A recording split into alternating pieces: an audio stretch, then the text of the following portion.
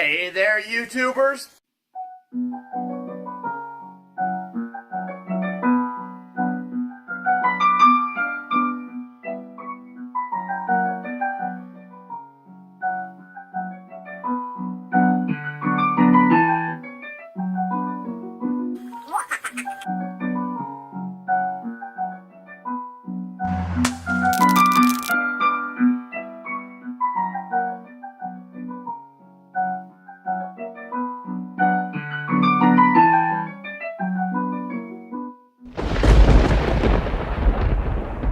Professor Sheep here.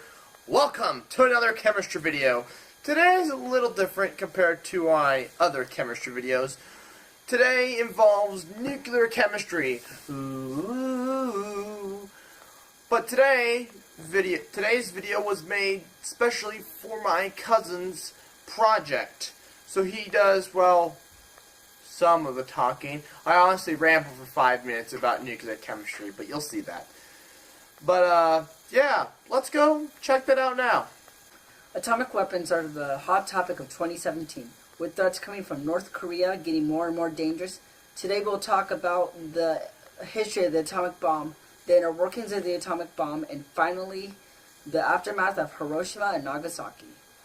So let's start with the history of the atomic bomb. In 1939, Albert Einstein tried to warn the U.S. government of the increase of the Nazis' development in nuclear weaponry. His letters were ignored until December 7, 1941, when Japan bombed Pearl Harbor. This event pulled the U.S. into World War II, kickstarting the top-secret nuclear program known as the Manhattan Project, which was ordered by President FDR. Many scientists were chosen to be part of the program. The popular ones were Albert Einstein, J. Robert Oppenheimer, and Richard Feynman. These scientists were 3 years behind the Nazis' nuclear program. The Manhattan Project was given $2 billion, which is worth $31.2 billion in today's money. On July 16, 1945, at 5:30 a.m., the first atomic bomb, codenamed the Gadget, was used in New Mexico, thus bringing the world into the atomic age. So let's transition to my cousin on the inner workings of the atomic bomb. Now, there are two types of nuclear reactions: fission and fusion. Let's first talk about fusion. Fusion is when two lighter atoms come together to form one heavier atom. Now, today we're not going to focus on fusion. We're going to focus on fission. Now, fission is when one heavier atom splits and forms two lighter atoms. Today we're going to specifically focus on uranium-235. When uranium-235 radioactively decays, it forms two fission products and 3 neutrons. Now, radioactive decay, what leads to that?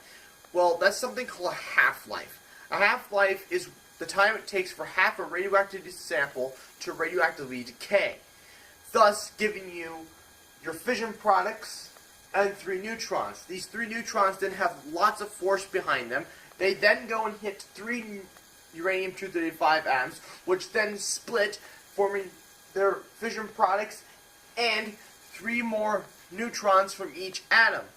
Now, if this diagram doesn't make much sense to you, then let's go over to the math over here. So on your first split, which is 3 to the power of 1, you get 3 neutrons. These 3 neutrons then go and hit 3 atoms.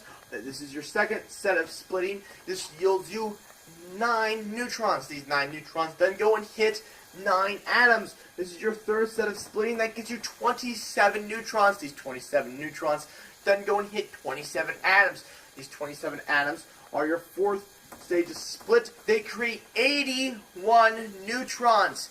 These 81 neutrons then go and hit 81 atoms. This is your fifth set of splitting. You get 243 neutrons. Those 243 neutrons go and hit 243 atoms. This is what causes the thing to go out of whack and causes a meltdown, and things can escalate very quickly, causing a massive release of energy, resulting in a mushroom cloud, resulting in an explosion. Whew. Sorry if that was too quick for you to understand, but that's how fast things are happening. Once that first atom splits and those first neutrons release, things escalate very quickly thanks to our friend thanks to our friend, exponential growth. Now, I mentioned explosions. Let's talk about how a nuclear bomb works. So let's erase our mat here really quick. And let's talk about the two components that make up a nuclear bomb. You have, now forgive my drawing here, you have a projectile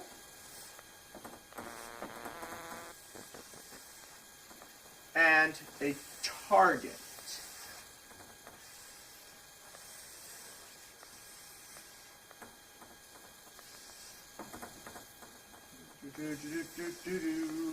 Drawing.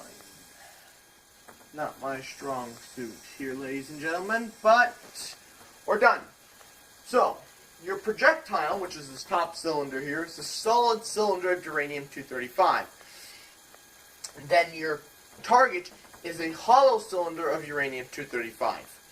Now, as a safeguard, the scientists decided that the material that would launch the projectile into the target will be loaded hours before the drop, in mid-flight, as to prevent, if the plane were to hit a air pocket, a premature detonation. So, the projectile's sitting on a sled. Someone opens up the back, loading a payload of gunpowder. Now, to ignite the gunpowder, they have to replace 3 plugs. They take out 3 plugs, they put in 3 new plugs. This is now the last time any person will ever touch either of these bombs before they are dropped. Hours later, the bomb doors open, the bomb drops. Some point during free fall, the gunpowder ignites, sending the projectile into the target, kick-starting a fission reaction,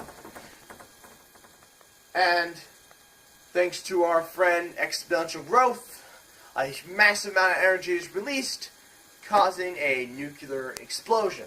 Now keep in mind in 1945, when the industrial towns of Hiroshima and Nagasaki were bombed, this is the first and only time nuclear weapons were ever used in warfare. But for more on the aftermath, let's go to my cousin. On August 6, 1945, Hiroshima was bombed. 3 days later, on August 9th, Nagasaki was bombed.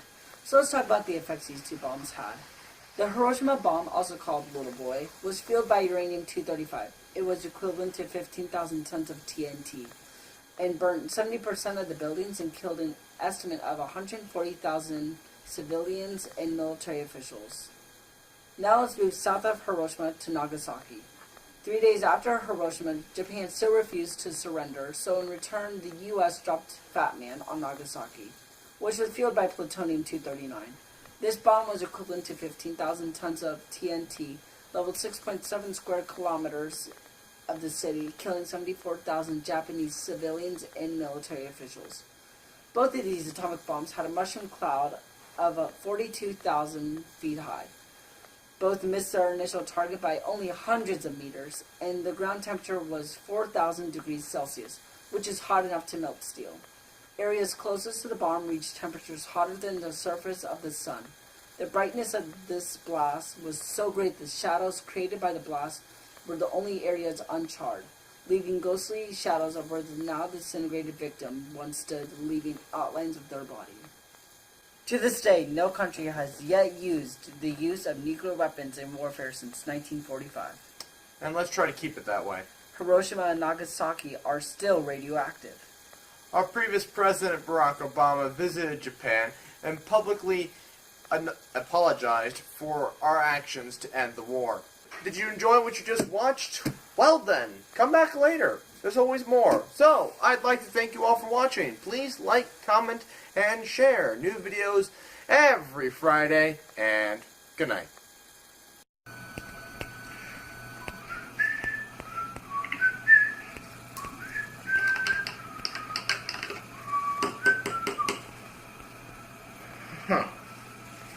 Increase to 2 moles. Oh. You're filming this? Well, if you like the chemistry video you just watched and you want more, check the link in the description below. And while you're there, hit subscribe.